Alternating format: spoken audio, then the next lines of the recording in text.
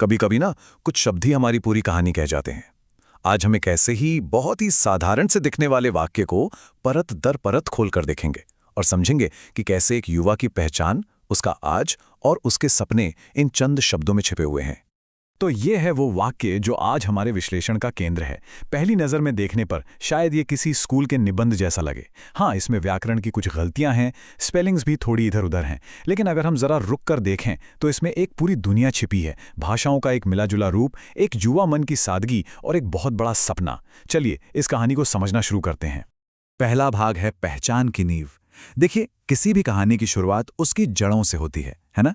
तो ये वाक्य भी हमें सबसे पहले यही बताता है कि आखिर ये कहानी है किसकी और उसकी पहचान की बुनियाद क्या है। मेरा नाम इस दीपक कुमार। कहानी की शुरुआत होती है एक नाम से। ये सिर्फ एक परिचय नहीं है, ये तो दुनिया को बताने का एक तरीका है कि मैं हूं, मेरा अस्तित्व है और ये मेरी कहानी है। पर पहचान सिर्फ एक व्यक्ति तक ही तो सीमित नहीं होती। दीपक कुमार, मनोज यादव, भगिया देवी, ये तीन नाम हमें बताते हैं कि यह पहचान एक परिवार से, एक विरासत से जुड़ी हुई है। ये वो जड़ें हैं जो किसी भी इंसान को जमीन से जोड़े रखती हैं। चलिए अब आते हैं दूसरे भाग पर, आज का एक चित्र। अपनी जड़ों को जानने के बाद कहानी हमें वर्तमान में ले आती है। यह हमें बताती है कि आज इस पल में वो व्यक्ति कौन है और उसकी दुनिया आखिर है कैसी।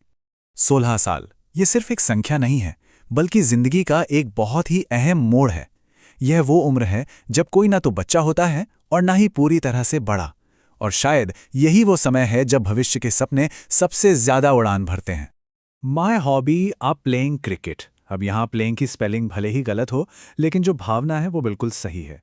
ये हमें बताता है कि ये कहानी सिर्फ तथ्यों की नहीं, बल्कि एक जीते जागते इंसान की है, जिसके अपने शौक हैं, अपना जुनून है। क्रिकेट खेलना सिर्फ एक हॉबी नहीं, बल्कि उसकी जिंदगी का एक अहम हिस्सा है।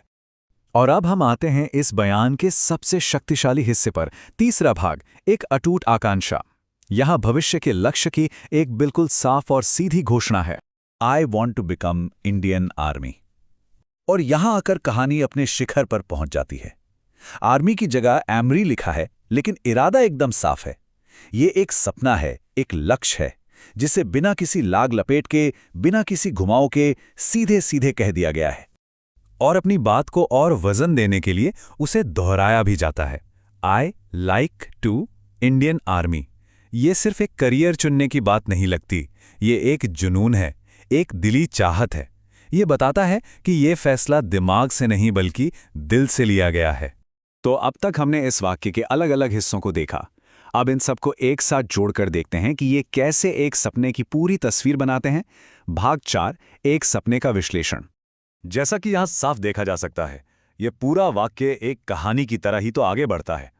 पहला कदम है नींव, यानी कि मैं कौन हूं।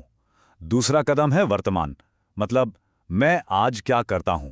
और फिर आता है तीसरा और आखिरी कदम, आकांक्षा, यानी मैं भविष्य में क्या बनूंगा।